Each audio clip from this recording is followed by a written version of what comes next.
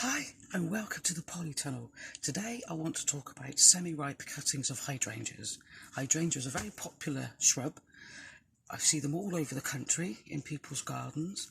This is a mop head, as you can see. Sometimes they're huge, you get lace caps, all sorts of different ones. But the main thing I want to talk about today is taking a cutting and increasing our stock. So this is semi-ripe.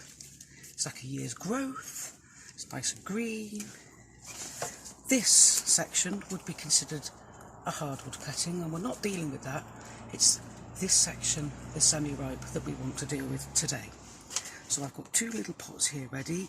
You can have them in a big pot and put loads all in them. I've seen that quite often, but 5 or 6 around the edge. I've just only got these pots spare, so that it doesn't matter. So to begin with, what I'm going to do is I'm going to take this one and I'm going to cut it. Can you see the nodule there? I'm going to cut it just slightly below. Then I'm going to strip away the first couple of big leaves, because that's where the roots will come from, these nodes. And we're left with something that looks a little bit like that. So then we take our rooting hormone powder and we stop it in, give it a good swish about, give it a good tap, and it should look like that, completely covered. Compost, buy it from supermarkets, whatever, fair good quality. Usually says on the sack what it does, hanging baskets, cuttings, all those sorts of things. So with our dibber, we make a hole in our compost and we pop our cutting in, firm it down. Now, some people will cut the leaves, I've got some scissors here, it's probably a bit easier, like so. So you're left with something that looks a little bit like that. Some people don't. To me, it just depends. If the leaves are big, then I will just cut them in half. Also, some people say, don't put your cutting directly into your pot, because it contaminates it. Well, so long as you're able to dry this out and seal it up after, it's fine. I've had this for a long time. I'm a great success rate. So with the cutting with the flower on, take your flower off.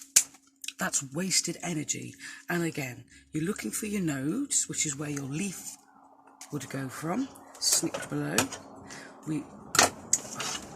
Sucketeers, please. We take that one off there. And we're left with quite a big chunky thing. So I'll snip that there, snip that there. I've got my pot. I'm going to dip it in here. Give it a good tap, good coverage. Now when you're doing cuttings, don't let them dry out. Be prepared.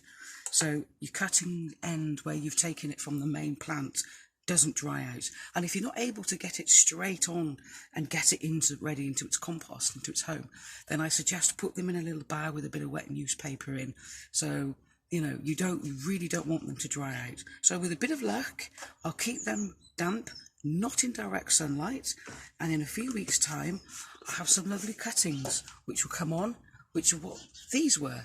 These are lovely variegated hydrangea with a lace cap flower. So there you go. Have a go. It's quite easy.